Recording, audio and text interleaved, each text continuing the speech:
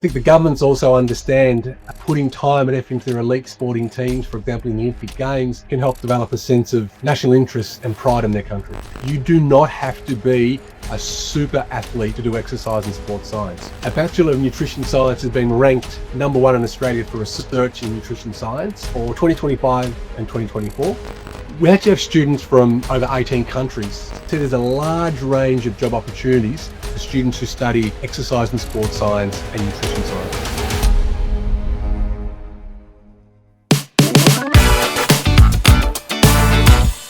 Hello and welcome to AECC in Conversation, which is part of the AECC podcast. My name is Fong. I'm the Chief Operating Officer of AECC. Now, have you ever wondered why there's so many TV channels, coverage, programs on sports and tournaments worldwide? Well, today we shall find out why sports and exercise science is such a growing phenomenon worldwide, or in other words, what you need to know about studying sports and exercise science and the jobs and the careers of it. Well, I'm pleased to introduce our guest for the session. We have today Professor Aaron Russell. Would you mind please introduce yourself briefly to our audience? Hi Daryl, thanks for having me.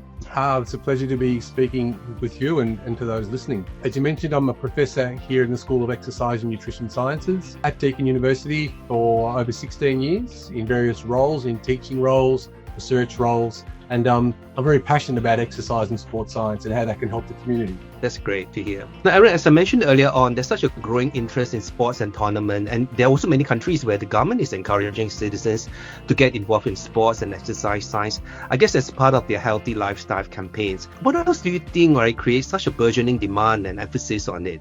Now, I think participation in sport, whether that be playing or coaching, refereeing, or simply watching sport, it positively impacts our physical and mental health. And it creates and helps to maintain important social interactions for all ages, from children through to our elderly citizens. And I think nowadays our community are more and more educated, and especially parents also understand the importance of being involved in organised sport can have in terms of providing valuable life lessons for children. I think we also see that with the ease and the ability to watch elite level sport from all over the world, it actually provides you with the opportunity to follow a sport or to support a sporting team. And it also adds to our social interactions and provides a sense of belonging where you can talk with your friends about which team won, which team hasn't won, and some friendly debate about that type of thing without actually the need for being an elite athlete yourself. And we also know that sport is very important and exercise is very important for maintaining health and well-being, and that people want to live longer. They want to live with more independence, and they understand that exercise can be a fun way to assist with living longer and healthier lifestyle. And I think that's why we need more and more skilled people in the area of exercise and sports science to prescribe and to program exercise for various parts of the community to keep us happy and healthy. I think the governments also understand putting time and effort into their elite sporting teams, for example in the Olympic Games, can help develop a sense of national interest and pride in their country. Oh, that's good to hear. I mean, you mentioned this a couple of times, like sports science, exercise science. Is there a difference between these terms like sports science, exercise science, nutrition science? And what advice would you give to students on how to choose each one of them, and particularly what areas should they be looking out for in terms of their academic background, their strengths, etc.? That's a really important question, Daryl. And more commonly when I'm speaking to people all around the world about sports science and exercise science, they often don't understand the very important yet subtle differences in the two, and also nutrition science, another important degree that we offer, and how those three can actually intersect. So if you think about sports science, exercise science, nutrition science, the key word, the key similarity is science. So there are a lot of aspects of science in those three degrees. With sports science, or the science of sport, we focus on how we can improve the performance of a team or the performance of an individual using scientific principles. The science of exercise is more focused on how we improve the health of individuals or the health of the broader community using scientific principles. Nutrition science, the science of nutrition, more focuses on understanding how human nutrition impacts health and disease, and how we can understand science in order to improve the health and disease of our community through a proper nutrition. So what type of people might be interested in this type of degree? Well, another misconception especially for the exercise and sports science. You do not have to be a super athlete to do exercise and sports science. You need to have an interest in science, because sports science, exercise science, nutrition science, it uses aspects of physiology, chemistry, physics, psychology in terms of the sports science. And those three areas can actually work together. In the degrees, you might start off doing some units in exercise and some units in sports science, but then gradually during the degree, you might move towards more an applied sport focus as opposed to an applied exercise focus. Another important area that a lot of people forget about is the importance of mathematics. We work with lots and lots of data in sports science, exercise science, and nutrition science. So if you're someone who really enjoys working with data, numbers, coding, and has a passion for sport or exercise and nutrition, then these degrees might be of interest to you. You can apply your love of science with your love of sport and nutrition. That's good to know. Aaron, are these courses deemed as professional or academic courses? And how would you, regulate these courses in Australia? Or what about its recognition in other parts of the world? So now these courses, the Bachelor of Exercise and Sports Science and the Bachelor of Nutrition Science, they're 3-year bachelor degrees. So they're very much an academic degree. We're very proud of our degree of Exercise and Sports Science. It's ranked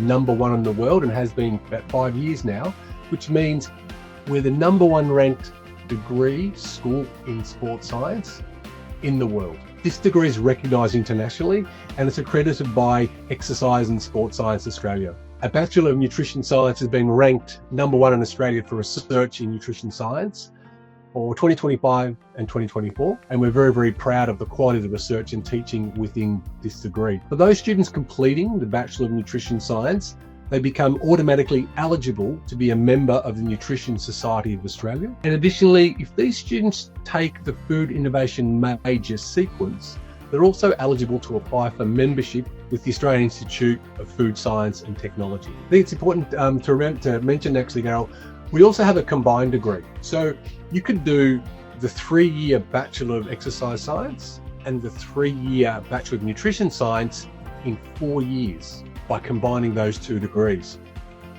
Another really interesting aspect in terms of combining degrees is we offer the combined degree in exercise and sports science as well, and Bachelor of Business, which focuses on sports management. So this provides the students with an interest of mixing their interest maybe in business, sports marketing, sports promotion, sports organisation into sports science as well. As I said, these can be completed in 4 years. I mean, you mentioned about, the university is highly ranked, in sports and exercise. What other advice would you give, like in terms of choosing an institution? Are there any specific things like the facilities, the teaching staff, the graduate outcomes, things like that they should also be looking out for? Yeah, it's really important and something that we focus on a lot when we're speaking to potential students. Rankings are very, very important because they often reflect the combined quality of the academic program that's delivered, the staff and how they deliver the program. But it's also very, very important to look at the graduate outcomes, because you want to be confident when you finish a degree, you can get a job. Now that's something that we're very, very proud of within our degree of exercise and sports science as well. Within our degrees, we want to make sure that our students are what we call job ready. That what they learn in the classroom, the laboratory, they can apply straight away in the real world, working with real people. So a major component of all of our degrees is providing the opportunity to students to work with our industry partners in the real world in our 2nd and 3rd year. So what they learn, they can put into place with the people who may be potentially employing them. So I think that's a really important question to ask yourself when looking at exercise sports science degree, or any degree for that matter. Are you able to obtain a large number of practical training in the real world with the people who might be giving you a job? What we find with our degree, because we have great facilities, a great degree that's very applied and practical, that our industry partners want to take our students on, want our students to work with them while our students are studying, because it allows the employers to see the quality of the student.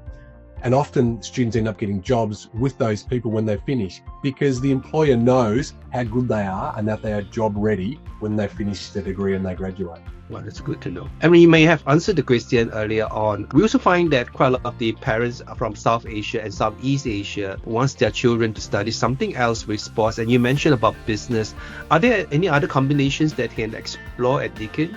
Yeah, so within our single degree, the students have an ability to choose a major sequence that they're interested in. So we don't just provide the units and tell the students what to study. So they may be interested in doing having a major focus on exercise physiology or biomechanics or data analytics. Or for example, like as I mentioned before, they can combine 2 degrees to finish them in 4 years rather than 6 years.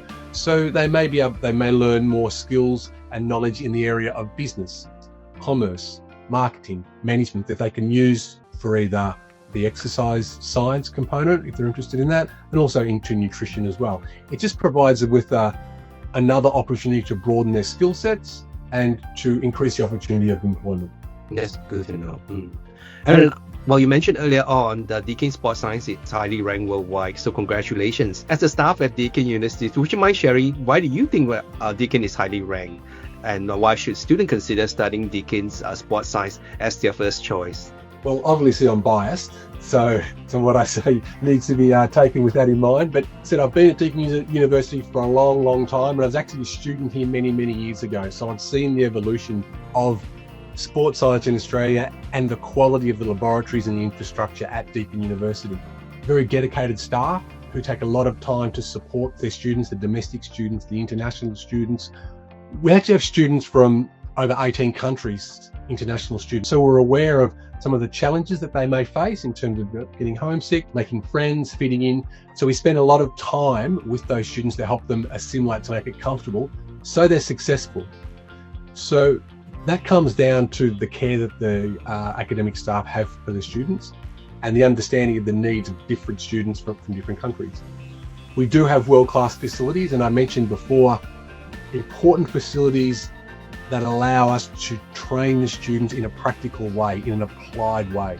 So when they go out into the real world, they're not scared about what they may be facing in terms of working with real people, real athletes, different cross-sections of the community.